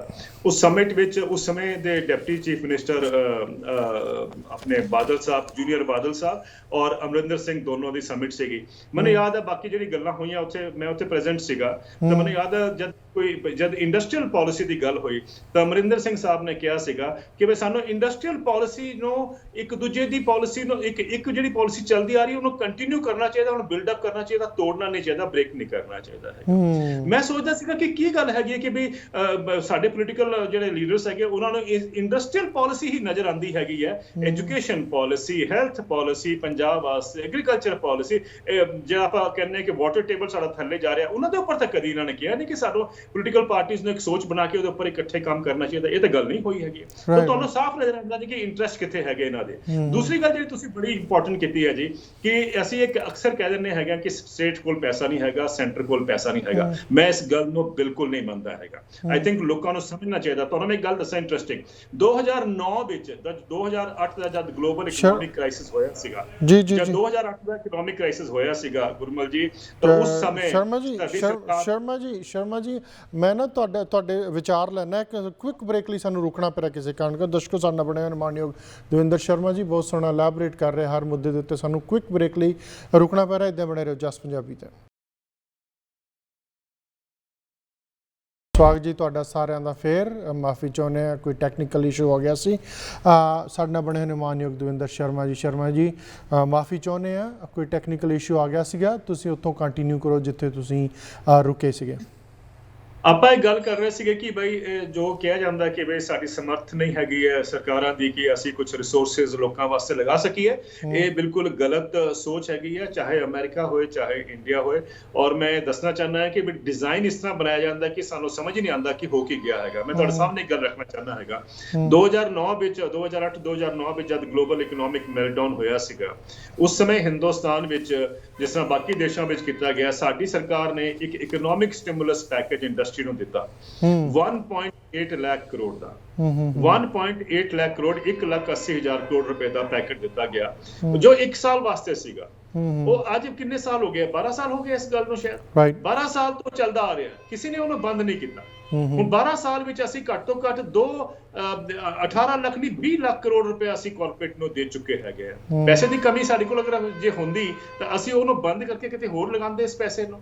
ਔਰ ਇੱਕ ਲੰਡਨ ਸਕੂਲ ਆਫ ਇਕਨੋਮਿਕਸ ਦੀ ਸਟੱਡੀ ਆਂਦੀ ਹੈ 2020 ਵਿੱਚ, ਉਹ ਇਹ ਕਹਿੰਦੀ ਹੈ ਕਿ ਵੀ ਪਿਛਲੇ 50 ਸਾਲਾਂ ਦੀ ਉਹਨਾਂ ਨੇ ਸਟੱਡੀ ਕੀਤੀ ਹੈ ਦੁਨੀਆ ਦੀ, ਰੋਨਾਲਡ ਰੀਗਨ ਦੇ ਟਾਈਮ ਤੋਂ ਲੈ ਕੇ ਮਾਰਗਰੇਟ ਥੈਚਰ ਦਾ ਟਾਈਮ ਤੋਂ ਲੈ ਕੇ ਅੱਜ ਕੱਲ ਦੇ ਟਾਈਮ ਤੱਕ 18 ਦੇਸ਼ਾਂ ਵਿੱਚ ਉਹਨਾਂ ਨੇ ਪਾਇਆ ਜਿਨ੍ਹਾਂ ਵੀ ਕੰਟਰੀ ਵਿੱਚ ਅਸੀਂ ਟੈਕਸ ਕੰਸੈਸ਼ਨ ਦਿੱਤੇ ਹੈਗੇ ਨਾ ਕਾਰਪੋਰੇਟਸ ਨੂੰ, ਉਹਦਾ ਸਿਰਫ ਇੱਕੋ ਤਬਕੇ ਨੂੰ ਫਾਇਦਾ ਹੋਇਆ ਹੈਗੇ, ਉਹ ਕਾਰਪੋਰੇਟ ਆਪਣੇ ਆਪ। ਜੀ ਜੀ ਜੀ ਜੀ ਕਾਰਪੋਰੇਟਸ ਹੈਵ ਬਿਕਮ ਰਿਚਰ, ਬਾਕੀ ਕਿਸੇ ਨੂੰ ਫਾਇਦਾ ਨਹੀਂ ਹੋਇਆ, ਨਾ ਇੰਪਲੋਇਮੈਂਟ ਜਨਰੇਟ ਹੋਈ ਹੈ ਨਾ ਫਾਇਦਾ ਹੋਇਆ। ਇਹ ਲੰਡਨ ਸਕੂਲ ਆਫ ਇਕਨੋਮਿਕਸ ਦੀ study over a period of 50 years. ਲੇਕਿਨ ਅਸੀਂ ਫਿਰ ਵੀ ਕਾਰਪੋਰੇਟ ਨੂੰ ਟੈਕਸ ਕਰ ਦਿੰਦੇ ਹਾਂ। ਅਮਰੀਕਾ ਵੀ ਦੇਖੋ ਤਾਂ ਜਬ ਰੋਨਾਲਡ ਰੀਗਨ ਸਾਹਿਬ ਨੇ ਤਾਂ ਅਸੀਂ ਬਲੇਮ ਕਰ ਲਈ ਹੈ, ਲੇਕਿਨ ਟਰੰਪ ਸਾਹਿਬ ਨੇ ਕਿਹੜੀ ਕੋਈ ਘੱਟ ਥੋੜੀ ਕਸਰ ਛੱਡੀ ਸੀ। ਹਾਂਜੀ, ਉਹ ਸਾਰੇ ਜਿਹੜੇ ਟੈਕਸ ਕੰਸੈਸ਼ਨ ਦੇ ਗਏ ਹੈਗੇ ਆ। ਅੱਜ ਕੀ ਕਾਰਨ ਹੈ ਕਿ ਵਾਰਨ ਬਫੇ ਕਹਿੰਦਾ ਹੈ ਕਿ ਮੇਰੀ ਸੈਕਟਰੀ ਜ਼ਿਆਦਾ ਟੈਕਸ ਪੇ ਕਰਦੀ ਹੈ ਕਿ ਮੈਂ ਉਹ ਤੋਂ ਟੈਕਸ ਘੱਟ ਪੇ ਕਰਦਾ ਹੈਗਾ। ਔਰ ਇਹੀ ਹਾਲ ਇੰਡੀਆ ਵਿੱਚ ਹੋ ਰਿਹਾ ਹੈਗਾ। ਕਾਰਪੋਰੇਟ ਨੂੰ ਦੇਖੋ ਨਾ, ਸਪਟੈਂਬਰ ਤੁਸੀਂ 2019 ਵਿੱਚ ਲਾਕਡਾਊਨ ਤੋਂ ਪਹਿਲੇ 1,45,000 ਕਰੋੜ ਰੁਪਏ ਦਾ ਟੈਕਸ ਕੰਸੈਸ਼ਨ ਦੇ ਦਿੱਤਾ। ਉਹ 1 ਸਾਲ ਵਾਸਤੇ ਨਹੀਂ ਹੈ, ਉਹ ਹਰ ਸਾਲ ਚੱਲ ਰਿਹਾ ਹੈਗਾ। ਯਾਨੀ ਤੁਸੀਂ ਅੱਜ ਤੱਕ 3 ਲੱਖ ਕਰੋੜ ਰੁਪਇਆ ਉਹਨਾਂ ਨੂੰ ਤੁਸੀਂ ਦੇ ਚੁੱਕੇ ਹੋ। ਫਿਰ ਤੁਸੀਂ ਕਹਿੰਦੇ ਪੈਸਾ ਨਹੀਂ ਹੈਗਾ। ਜੇ ਉਹੀ 3 ਲੱਖ ਕਰੋੜ ਰੁਪਇਆ ਅਸੀਂ ਕਿਸੇ ਕੰਮ ਜਗ੍ਹਾ ਲਗਾਇਆ ਹੁੰਦਾ, ਪੈਸੇ ਜਿੱਥੇ ਜ਼ਰੂਰਤ ਹੈਗੀ ਲੋਕਾਂ ਦੀ, ਚਾਹੇ ਉਹ ਐਜੂਕੇਸ਼ਨ ਹੈ, ਹੈਲਥ ਹੈਗੀ ਹੈ, ਪਬਲਿਕ ਹੈਲਥ ਹੈਗੀ ਹੈ, ਇਹਨੂੰ ਸਭ ਨੂੰ ਬਿਲਡਅਪ ਕਰਨ ਵਾਸਤੇ ਲਗਾਇਆ ਹੁੰਦਾ, ਲੋਕਾਂ ਦੇ ਕਿਸੇ ਕੰਮ ਆਉਂਦਾ। ਅਸੀਂ ਕਾਰਪੋਰੇਟ ਨੂੰ ਰਿਚ ਕਰੀ ਜਾਂਦੇ ਹੈਗੇ ਆ। ਸਾਡਾ ਇਕਨੋਮਿਕ ਡਿਜ਼ਾਈਨ ਜਿਹੜਾ ਹੈਗਾ, ਉਹ ਸਾਰਾ ਪੈਸਾ ਜਿਹੜਾ ਵੈਲਥ ਹੈ ਨਾ, ਜਿਹਨੂੰ ਮੈਂ ਹਰ ਜਗ੍ਹਾ ਕਹਿਣਾ ਹੈ ਕਿ actually we are sucking wealth from the bottom to the top. ਨਹੀਂ ਹੋ ਰਿਹਾ, wealth is being sucked from the bottom to the top. ਇਹ ਗੱਲਾਂ ਜਦ ਤੱਕ ਅਸੀਂ ਨਹੀਂ ਪੁੱਛਾਂਗੇ ਪੋਲੀਟੀਕਲ ਪਾਰਟੀਆਂ ਨੂੰ ਜਾਂ ਸਾਡੇ ਦੇਸ਼ ਦੀ ਜਿਹੜੀ ਇਕਨੋਮਿਕ ਸੋਚ ਨੂੰ ਨਹੀਂ ਅਸੀਂ ਚੈਲੰਜ ਕਰਾਂਗੇ, ਫਿਰ ਅਸੀਂ ਇਹ ਸਭ ਭੁਗਤਦੇ ਰਹਾਂਗੇ, ਇਹ ਸਭ ਚੱਲਦਾ ਰਹੇਗਾ। ਆਈ ਥਿੰਕ ਅਗਰ ਸਾਨੂੰ ਇੱਕ ਰਿਸਪੌਂਸਿਬਿਲਿਟੀ ਲੈਣੀ ਹੈ ਸਭ ਨੂੰ, ਤਾਂ I think we need to be one up. We need to understand ਕਿ ਇਹ ਡਰਾਮਾ ਹੋ ਕੀ ਰਿਹਾ ਹੈਗਾ, how the rich are becoming richer, poor are becoming poorer. ਇਹ ਇਨਇਕੁਐਲਿਟੀ ਦੀ ਰਿਪੋਰਟਸ ਕਿੰਨੀ ਆ ਚੁੱਕੀਆਂ ਹੈਗੀਆਂ। ਥਾਮਸ ਪਿਕੇਟੀ ਦੀ ਰਿਪੋਰਟ ਅਸੀਂ ਦੇਖ ਹੀ ਲਈ ਹੈਗੀ, ਆਕਸਫੈਮ ਦੀ ਰਿਪੋਰਟ ਅਸੀਂ ਹਰ ਸਾਲ ਦੇਖਦੇ ਹੈਗੇ ਆ। ਉਹਦੇ ਬਾਵਜੂਦ ਵੀ ਤੁਸੀਂ ਮੈਨੂੰ ਇੱਕ ਦੱਸ ਦਿਓ ਕੰਟਰੀ ਜਿਹਦੇ ਵਿੱਚ ਕੋਈ ਕਦਮ ਲਿੱਤੇ ਗਏ ਹੁਣ ਉਸ ਨੂੰ ਬ੍ਰਿਜ ਕਰਨ ਵਾਸਤੇ, ਸਿਵਾਏ ਨਿਊਜ਼ੀਲੈਂਡ ਨੇ ਕੀਤਾ ਸੀਗਾ ਜਾਂ ਹੁਣ ਪ੍ਰੈਜ਼ੀਡੈਂਟ ਜੋ ਬਾਈਡਨ ਅਮਰੀਕਾ ਦੇ, ਉਹ ਵੀ ਕੁਝ ਸਟੈਪਸ ਵਾਪਸ ਲੈ ਰਹੇ ਹੈਗੇ ਆ ਤਾਂ ਕਿ ਇਹ ਇਨਇਕੁਐਲਿਟੀ ਨੂੰ ਕੰਟਰੋਲ ਕੀਤਾ ਜਾਏ ਜਾਂ ਬ੍ਰਿਜ ਕੀਤਾ ਜਾਏ। ਇਹ ਕਿਉਂ ਨਹੀਂ ਅਸੀਂ ਗਲੋਬਲੀ ਔਰ ਆਪਣੇ ਹਿੰਦੁਸਤਾਨ 'ਚ ਵੀ ਅਗਰ ਦੇਖੀਏ ਤਾਂ ਉਹਨੂੰ ਬ੍ਰਿਜ ਕਰਨ ਦੀ ਕੋਸ਼ਿਸ਼ ਕਰੀਏ। ਇਹ ਸਾਨੂੰ ਸਭ ਨੂੰ ਸਮਝਣਾ, ਜਿਸ ਦਿਨ ਅਸੀਂ ਸਮਝ ਜਾਵਾਂਗੇ ਨਾ, ਸਾਡਾ ਫਿਊਚਰ ਤਾਂ ਹੀ ਬ੍ਰਾਈਟ ਹੋਏਗਾ, ਤਾਂ ਹੀ ਸਾਡਾ ਸੁਦ੍ਰਿੜ ਹੋਏਗਾ, ਇੱਕ ਰਸਤੇ ਤੇ ਆਏਗਾ ਜੋ ਅਸੀਂ ਤੁਸੀਂ ਮਿਸ ਕਰਦੇ ਆਏ ਹੈਗੇ ਆ, ਉਹਦੀ ਤਰਫ ਫੋਕਸ ਸਰਕਾਰਾਂ ਦਾ ਤਾਂ ਹੀ ਬਣ ਪਾਏਗਾ। ਸ਼ਰਮਾ ਜੀ, ਆ ਜਿਹੜੇ ਤੁਸੀਂ ਬਹੁਤ ਵਿਸਤਾਰ ਨਾਲ ਬੜਾ ਐਲੈਬੋਰੇਸ਼ਨ ਬਹੁਤ ਚੰਗੀ ਕੀਤੀ, ਇਹਦੇ ਉੱਤੇ ਇੱਕ ਸਪੈਸ਼ਲ ਪ੍ਰੋਗਰਾਮ ਆਪਾਂ ਕਰਾਂਗੇ ਕਿਉਂਕਿ ਇਹਦੇ ਉੱਤੇ ਮੇਰੇ ਕੋਲ ਕੁਐਸਚਨ ਹੋਰ ਬਹੁਤ ਖੜੇ ਹੋ ਗਏ ਸੀਗੇ ਵਰਲਡ ਵਾਈਡ, ਇਕੱਲੇ ਇੰਡੀਆ ਜਾਂ ਪੰਜਾਬ ਤੇ ਨਹੀਂ, ਪਰ ਅੱਜ ਵਕਤ ਇਜਾਜ਼ਤ ਨਹੀਂ ਦੇ ਰਿਹਾ। ਆਪਾਂ ਇਲੈਕਸ਼ਨ ਦਾ ਜਿਹੜਾ ਹੈਗਾ ਆ ਇਹ 20 ਤੱਕ ਇਹ ਸਮੇਟ ਲਈ, ਉਸ ਤੋਂ ਬਾਅਦ ਇਹਨਾਂ ਦੇ ਰਿਜ਼ਲਟ ਦੇਖ ਲਈਏ, ਉਸ ਤੋਂ ਬਾਅਦ ਇੱਕ ਸੈਸ਼ਨ ਆਪਾਂ ਜ਼ਰੂਰ ਲਾਵਾਂਗੇ। ਆ ਜਿਹੜੀ ਚੀਜ਼ ਤੁਸੀਂ ਹੁਣੇ ਡਿਸਕਸ ਕੀਤੀ ਹੈ, ਸ਼ਰਮਾ ਜੀ ਤੁਸੀਂ ਟਾਈਮ ਕੱਢਿਆ, ਤੁਹਾਡਾ ਬਹੁਤ ਬਹੁਤ ਧੰਨਵਾਦ। ਅੱਜ ਸ਼ੁਕਰੀਆ। ਦਰਸ਼ਕ ਸਨ ਦਵਿੰਦਰ ਸ਼ਰਮਾ ਜੀ ਉੱਗੇ ਜਿਹੜੇ ਆ ਜਰਨਲਿਸਟ ਨੇ, ਬਹੁਤ ਸੋਹਣਾ ਆਪ ਦੇ ਵਿਸਤਾਰ 'ਚ ਵਿਚਾਰ ਰੱਖੇ, ਪਰ ਹੋਰ ਬਹੁਤ ਗੱਲਾਂ ਸੀ ਜਿਹੜੀਆਂ ਰਹਿ ਗਈਆਂ, ਵਕਤ ਇਜਾਜ਼ਤ ਨਹੀਂ ਦੇ ਰਿਹਾ। ਅੱਜ ਦਾ ਪ੍ਰੋਗਰਾਮ ਇੱਥੋਂ ਤੱਕ ਹੀ ਸੀ। ਮੈਨੂੰ ਗੁਰਲਾਲ ਨੂੰ ਦਿਓ ਇਜਾਜ਼ਤ, ਆਪਣਾ ਪੂਰਾ ਖਿਆਲ ਰੱਖਣਾ। ਮੇਰੇ ਵੱਲੋਂ ਤੁਹਾਨੂੰ ਸਾਰਿਆਂ ਨੂੰ ਪਿਆਰ ਭਰੀ ਸਤਿ ਸ਼੍ਰੀ ਅਕਾਲ।